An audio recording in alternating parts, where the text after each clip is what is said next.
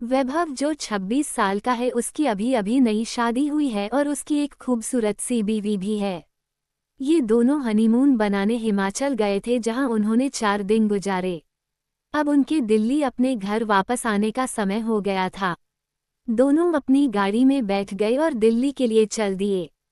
रात के 11 बज गए थे। अब वो हिमाचल की घाटी को पार करने ही वाले थे। रोड बिल्कुल सुनसान थी और गाड़ी बिल्कुल तेजी में जा रही थी। अचानक वैभव को अपनी गाड़ी के आगे एक औरत दिखी, जिसने लाल रंग की साड़ी पहनी थी।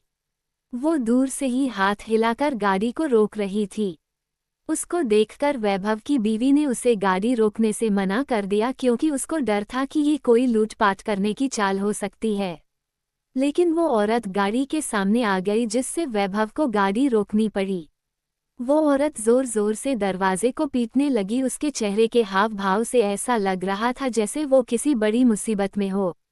वैभव की बीवी ने उसे गाड़ी का दरवाज़ा खोलने से मना कर दिया। उसने कहा कि ये कोई चाल हो सकती है, हमें बाहर नहीं जाना चाहिए।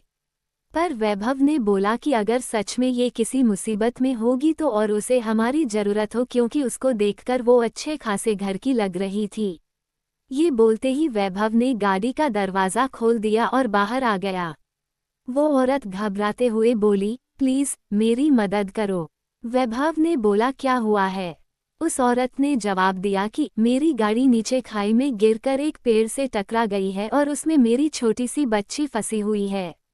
प्लीज़ उसको बाहर निकालो। ये सुनते ही वैभव की बीवी भी बाहर आ गई और तीनों खाई की ओर भागे। उन्होंने देखा कि वो गाड़ी थोड़ी नीचे एक पेड़ से टकराई हुई है।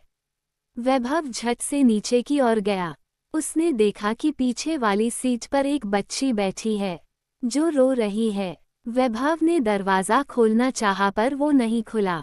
दरवाज़ा अटका हुआ था। उसने बहुत कोशिश की, तब जाकर वो दरवाज़ा खुला। वैभव ने उस लड़की को बाहर निकालकर अपनी गोदी में रख लिया।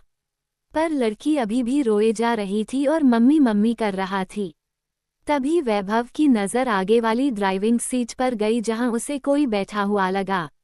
लेकिन आगे वाली गाड़ी का शीशा धुंधला था, तो साफ नज़र नहीं आ रहा था। उसने अपने कपड़े से उसे साफ किया, और जो वैभव ने देखा उसे देखकर उसकी पैरों तले ज़मीन ही खिसक गई। उसको विश्वास ही नहीं हो रहा था। उसने देखा कि आगे वाली सीट पर और कोई नहीं, उस बच्ची की माँ थी, जो मदद के लिए वैभव को बुला रही थी। उसने देखा कि वो औरत के माथे से खून निकल रहा है और उसकी मौत हो चुकी है। वैभव की पत्नी ने वैभव की हालत देखकर झट से उसके पास आई और वो भी ये मंजर देखकर हैरान हो गई। ये देखते ही वैभव और उसकी पत्नी ने पीछे की ओर देखा, जहां वो औरत खड़ी थी, पर वहां अब कोई नहीं था।